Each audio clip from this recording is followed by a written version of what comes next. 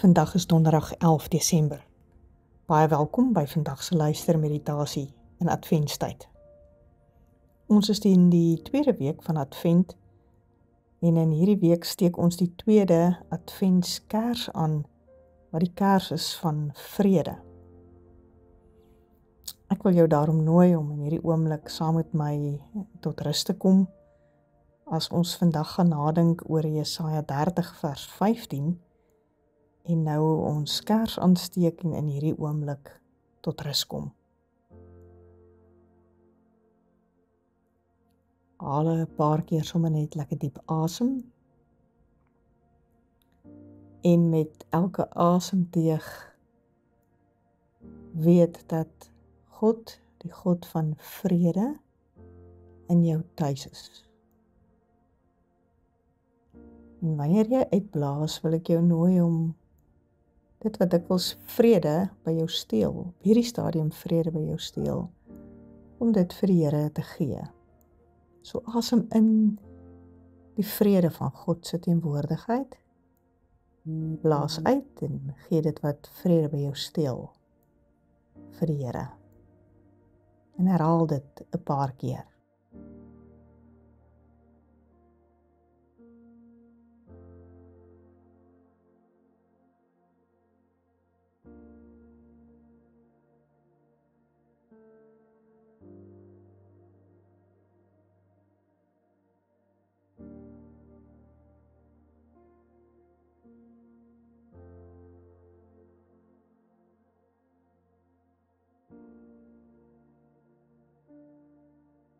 Maak nou jou hande oop op jou skoot.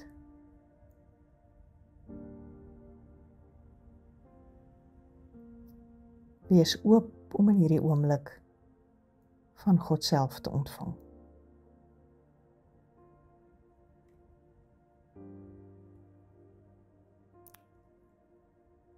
Jesaja 30 vers 15 het hierdie pragtige woorde wat sê: julle krag lê in stil wees en vertroue hê. Julle krag lê in stil wees en vertroue hê. Wat maak hierdie vers in jou hart en in jou gedagtes oop as jy dit hoor?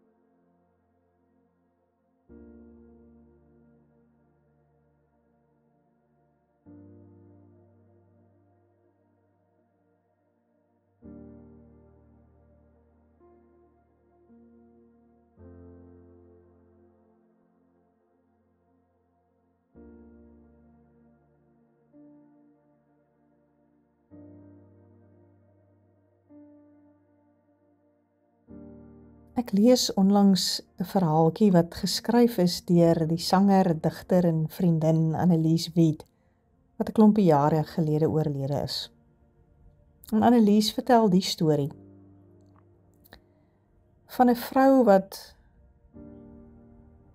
'n dogtertjie het. En die dogtertjie het op 2,5 'n breintumor ontwikkel.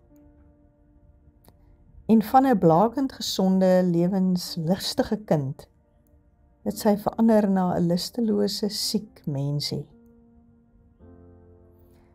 Dokters het lank en wyd gesoek voordat hulle die tumor kon diagnoseer.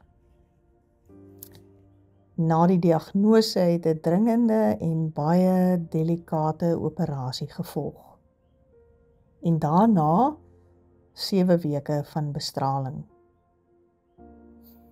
Behandeling het onder andere behels dat die klein mensie vir 7 weke lank, elke dag, vir 'n ruk lank stoksiel alleen, met 'n masker oor haar gesiggie, in 'n pikdonker vertrek moes lê, terwyl haar mamma en die hospitaalpersoneel buite moes wag.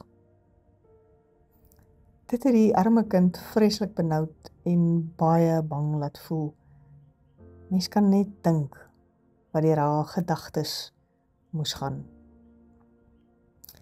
Maar haar ma vertel, sy kon met 'n interkom, terwyl haar kind daar in die donker gelê het, praat. En dan vertel die ma hoe haar stem haar kind kalmeer het. Sy vertel dat in die tye wat haar kind so siek was, moes hulle ook elke maandagoggend laat bloed trek vir toetse. En dit het die kind net so bang gemaak. Elke sonndagaand het sy vir haar ma gevra, "Mamma, gaan hulle môreoggend weer my bloed trek?" En dan het die ma elke keer geantwoord ja. Al het sy geweet hoe erg dit vir die kind is, want vertel sy het besef dat dit vir die kind veel erger sou wees as haar ma dit sou wou sagter maak en sou gesê het nee, maar dat dan wel die volgende dag bloed getrek is. So die ma vertel hoe sy doelbewus daaraan gewerk het dat die kind vertroue in haar moes behou. Die ma vertel hoe sy baie versigtig was om altyd die waarheid met haar te praat. Sy moes te alle tye haar ma kon vertrou. En so as die tyd aangegaan het sy uit ondervinding geleer dat sy juis haar ma kan vertrou. So toe dit tyd was vir die bestraling en die alleen lê in die donker, was haar ma se stem genoeg om haar rustig te hou. Dit was genoeg vir haar om te weet, haar ma is daar, al sien sy haar nie. Die ma vertel hoe die hospitaalpersoneel eintlik in verwondering was oor hoe goed hierdie klein dogtertjie dit hanteer het. As mens luister na die verhaal, dan besef ek dat die deernis en die liefde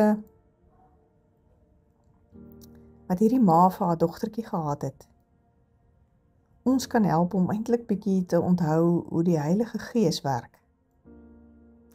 Ons lees in Jesaja 30 vers 15, die gelaaide sin, julle krag lê in stil wees en vertroue hê. En die verhaaltjie illustreer so duidelik hoe stil wees en vertroue eintlik hand aan hand loop. Die een voortdurend afhanklik van die ander. Dit is eintlik voor die hand liggend. As ek nie stil is nie, hoor ek nie God se stem nie. Dan gee ek myself nooit kans om te beproef hoe betroubaar hy is nie. Uit eie ervaring te weet hoe lief hy vir my is en dat hy nooit ooit vir my sal jok nie. Dis immer soos wat die psalms ook sê, wees stil en weet, ek is die Here. Maar ek vra myself nogal af, hoe stil is stil? Is 10 minute per dag se stilte tyd? Is dit waarvan ek praat? Is dit stil genoeg?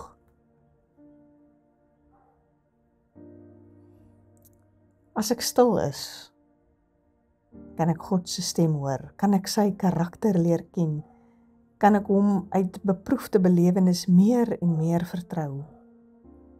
Hierin sê Jesaja lê krag. Krag waarvoor? Sou 'n mens kon vra. Krag om my kind deur haar krisis by te staan. Krag om geduldig en vriendelik te bly wanneer ek al lankal lus voel om van frustrasie rond te trippel. Krag om nie kwaad met kwaad te vergeld nie, maar om juis die kwaad met die goeie te oorwin. Krag om, wanneer dit my byval dat my broer iets teen my het, eers om te draai en te gaan vrede maak. Krag om te gee sonder dat my linkerhand weet wat my regterhand doen. Want dan lê my krag nie in myself nie, maar in die Gees van God. Gewortel in God se betroubare karakter en onbegrensde vermoë. Dan luister ek. En dan kan sy stem my stil maak. Selfs ook wanneer ek alleen in die donker lê. Want as ek mooi luister, hoor ek in sy stem dat hy gretig is om my genadig te wees.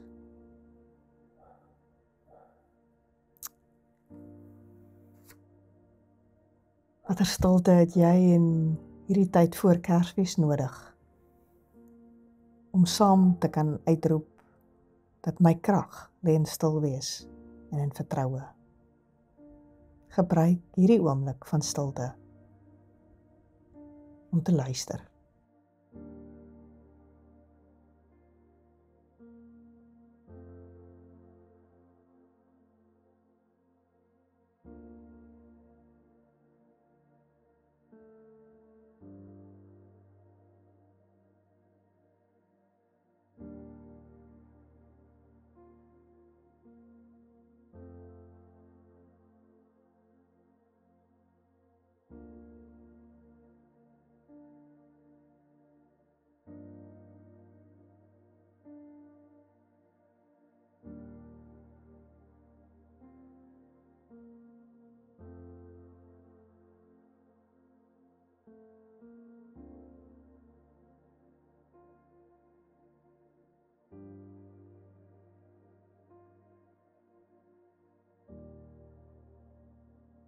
Wees stil en weet, ek is die Here. Amen.